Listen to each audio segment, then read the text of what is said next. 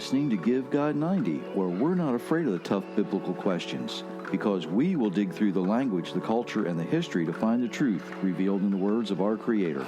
Well, happy Monday, everyone. Two words you don't often hear together. Thank you for letting us spend some time with you today. I am being carefully monitored and supervised. Good morning, everyone. Thanks for joining us. Yes, he is being supervised. You have no idea that, it sounds like we're kidding, but she's serious. Oh, my. If you haven't been to Give God 90 lately, or you're new here, you might want to check that out. The interview that I did with Logan Crawford is on there, and the links to the audiobooks are there. I do have some more work to do on that to update some other links, but more on that Thursday after it's done, I hope. Technology is great when it does what you want it to do. True. Oh, my. Okay.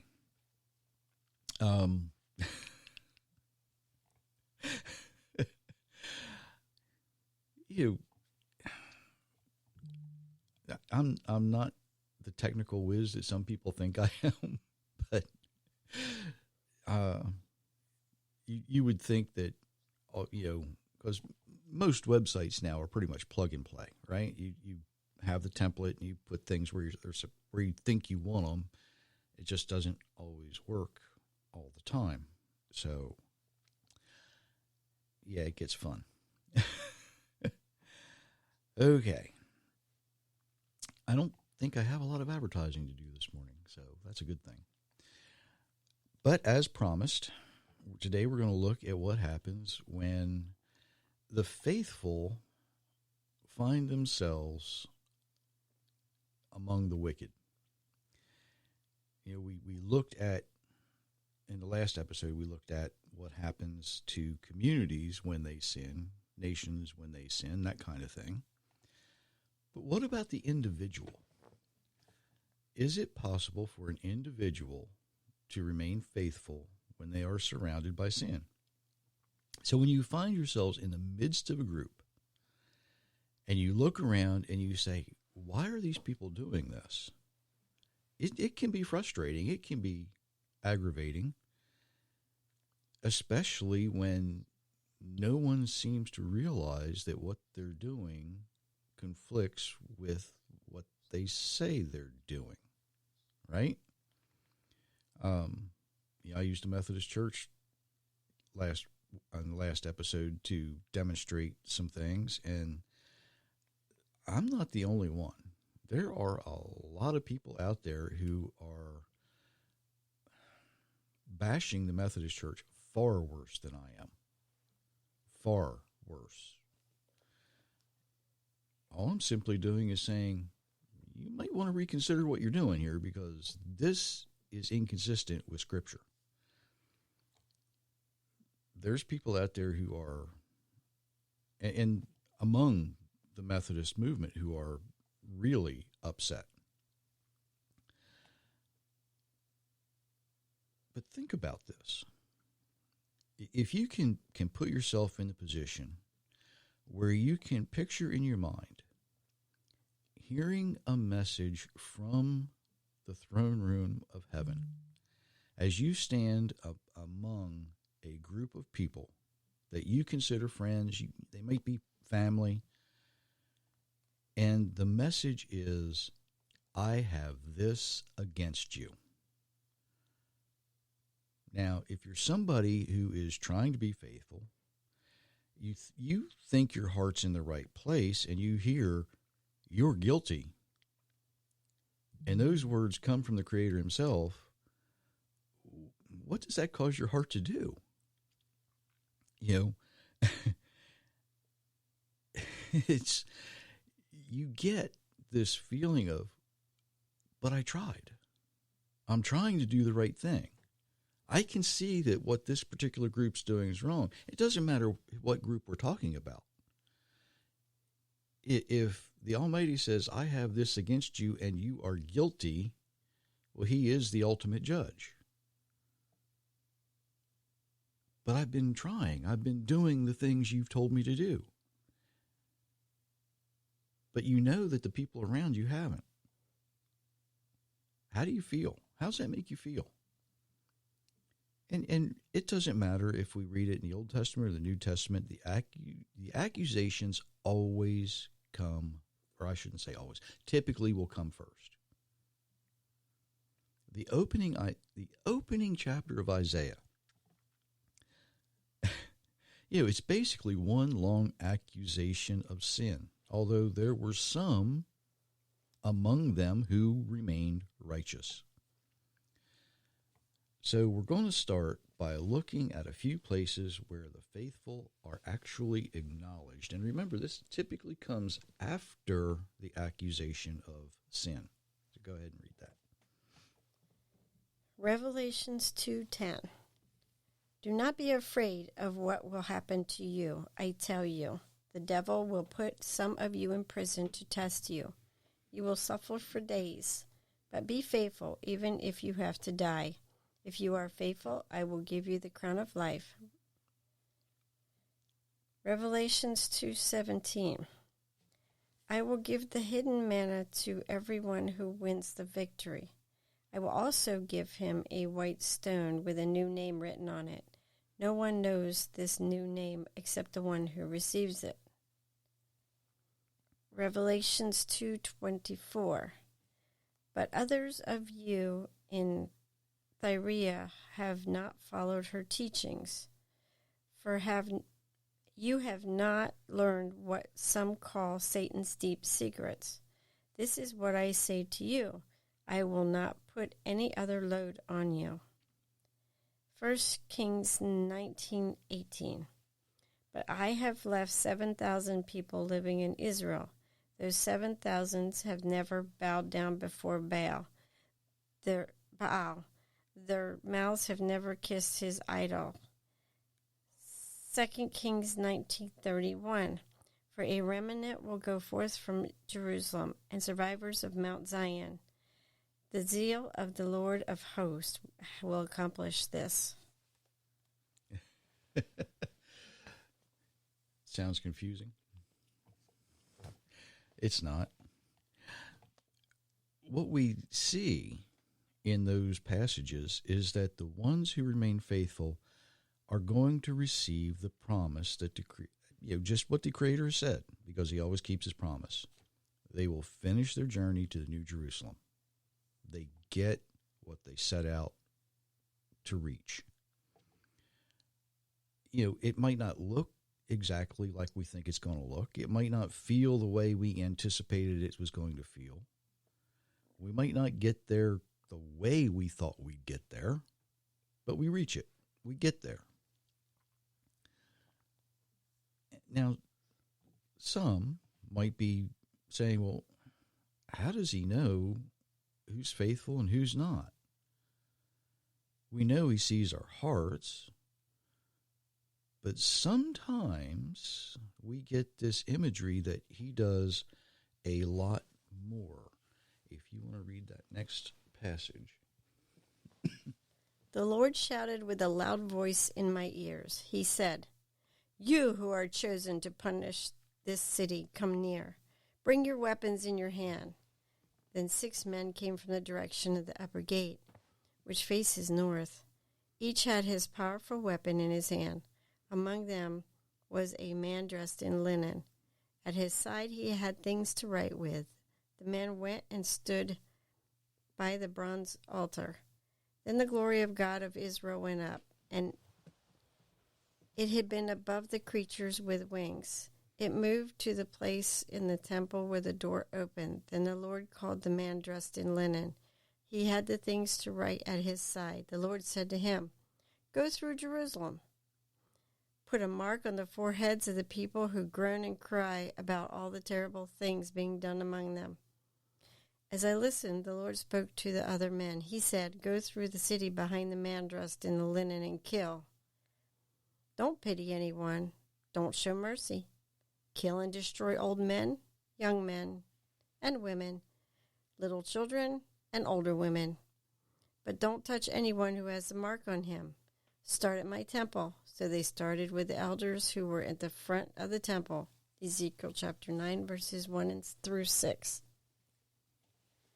Sounds rather dark and dreary, doesn't it?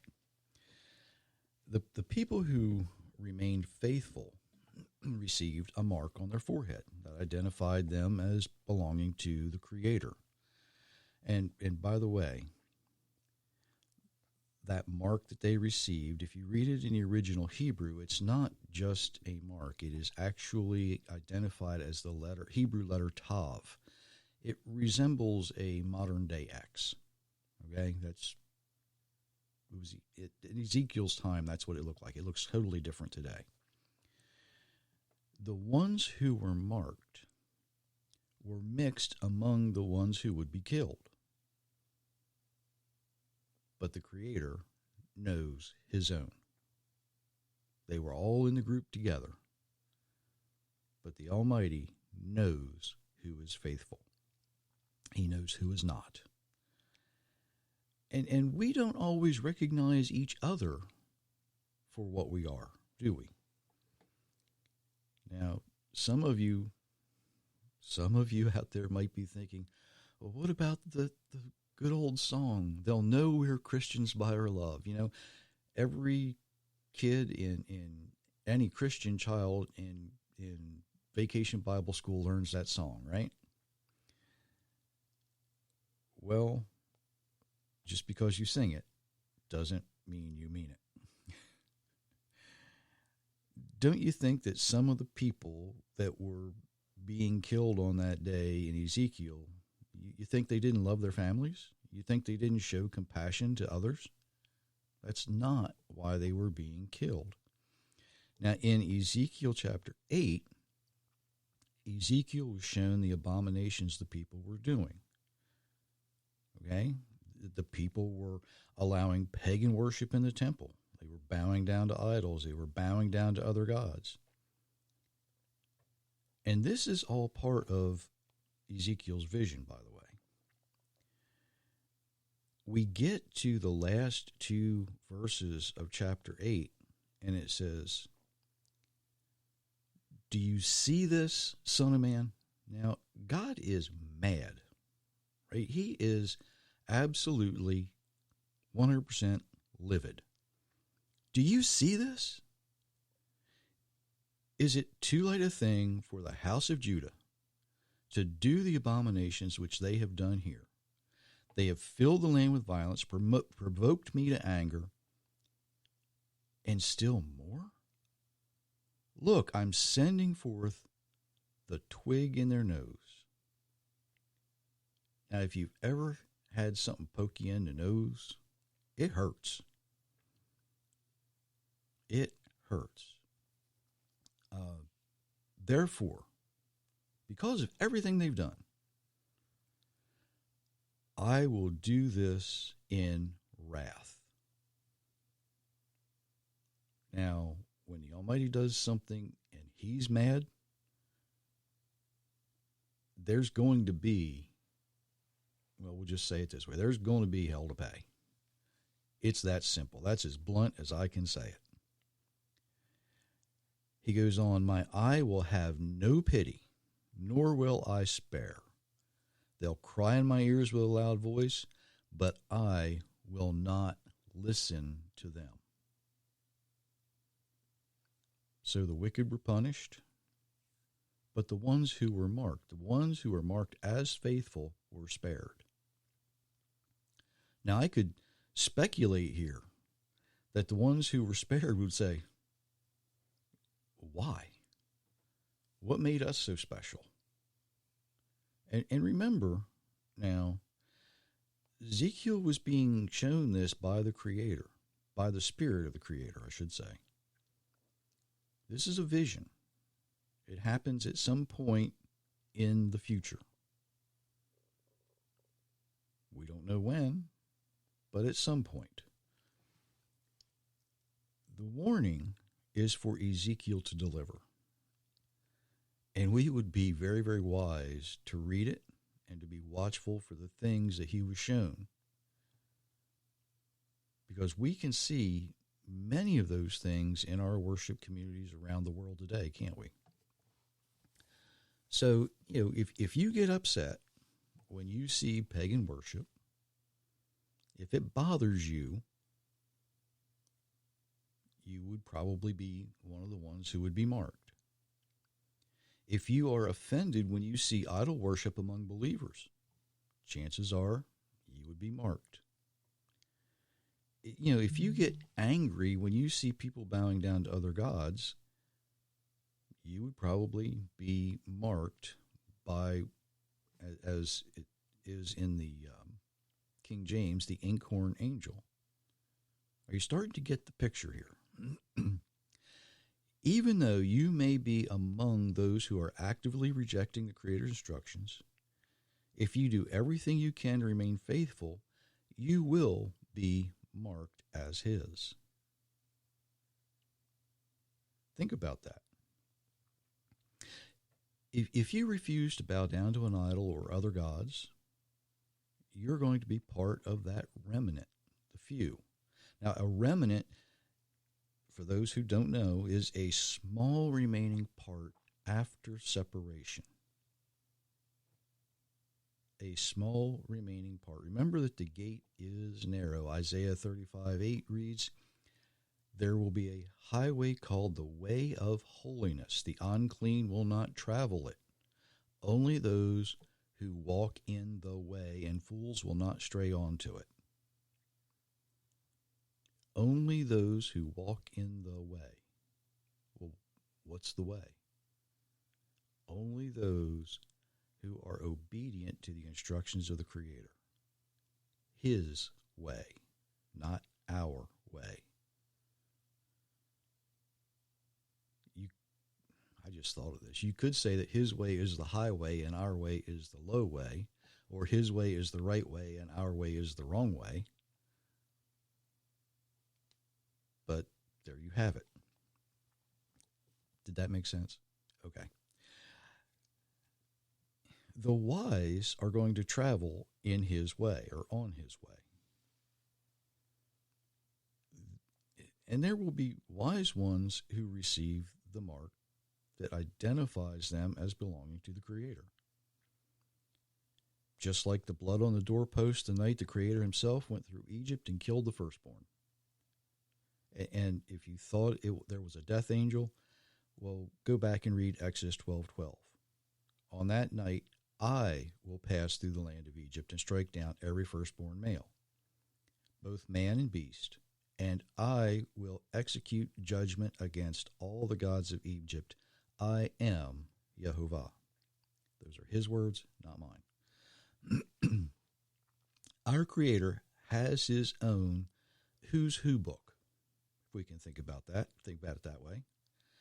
And I can pretty much guarantee you it does not have the same names that our who's who book might have in it. He knows that we are surrounded by evil and wicked people. And he knows that they hate his faithful ones. But his promise to us is that he will take care of us. Even if we get sick, even if we get killed because of our faithfulness, he will take care of us. That doesn't mean we just lay down and die without standing on his word. It means that if we're killed because we're proclaiming his word, not our word, remember? His word, then he will take care of us. If we try to go out on our own, promote our own agenda, you're going to find yourself on your own. So make certain when you speak, it is from him.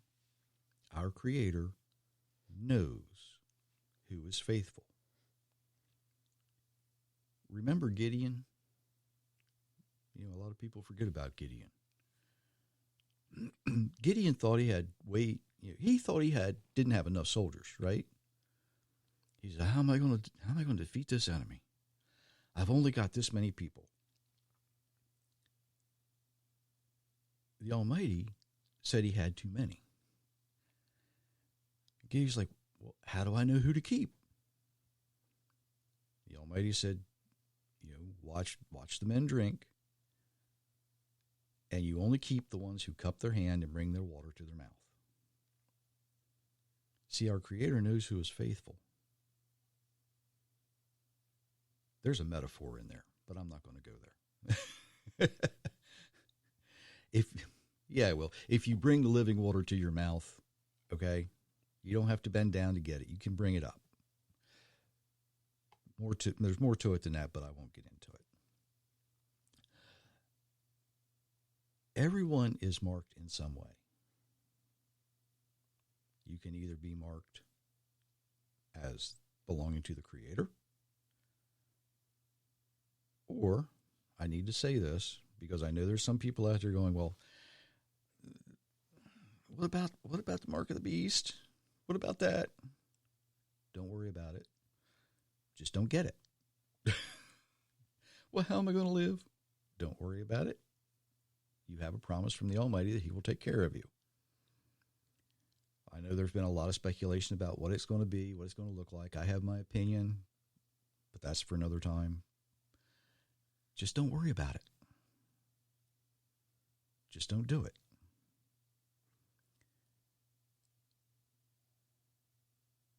Do you understand and realize the enemy doesn't have any original ideas?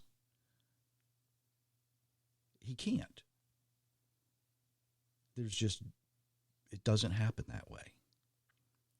Nothing that he does is of his own originality. He takes what the Creator has already said and twists it to what he desires it to be. Makes it sound good. Puts that pretty bow on it, maybe with a cherry on top.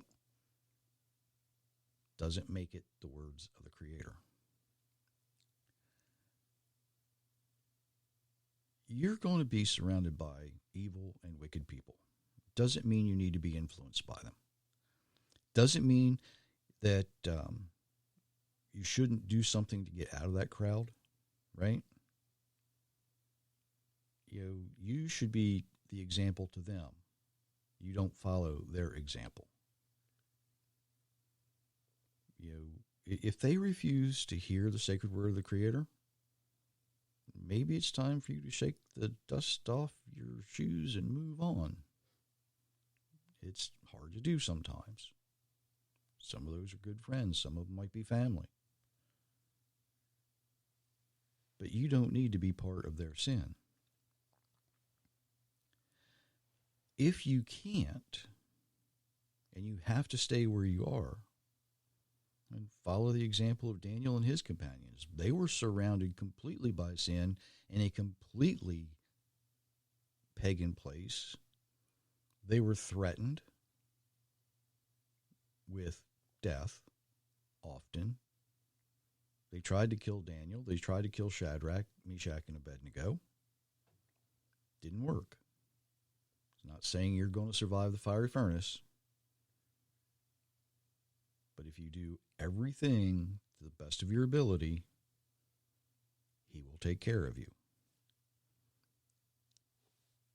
You don't allow the people that you are surrounded by, no matter how evil, no matter how wicked they are, to separate you from your Creator. You do the best you can where you are. It means you don't bow down to idols. You don't bow down to other gods. You don't be part of their pagan worship.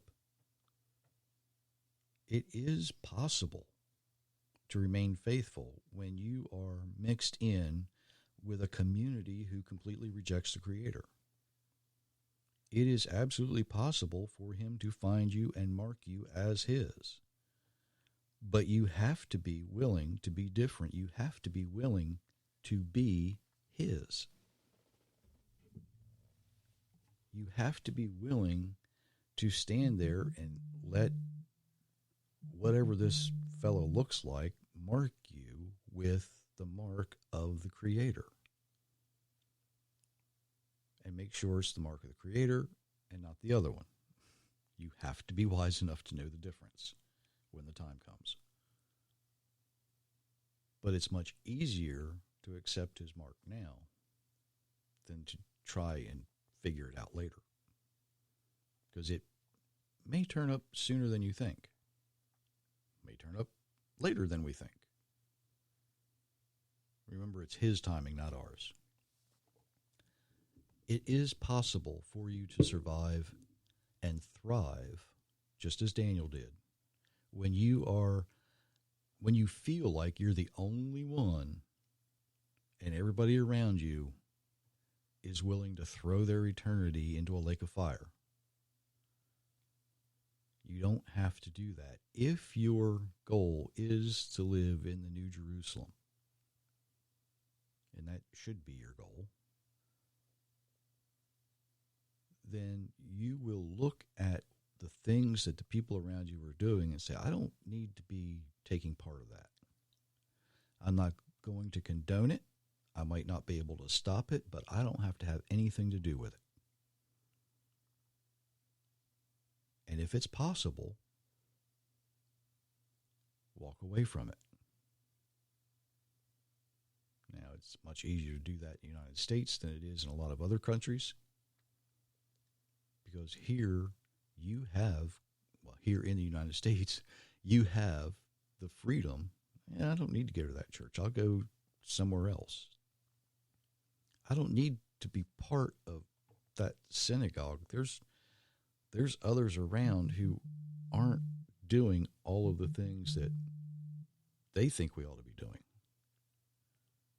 There's places around that are more willing to be obedient to God's instructions than to the traditions of men. I know they exist. I've seen them. Here's the bottom line. If you are one of the faithful and you find yourself in a community of unfaithful people, if you have the opportunity and the ability, go somewhere else. If you have to stay there and you can't get out, then do the best you can. Just don't be surprised when you look around one day and they're no longer there.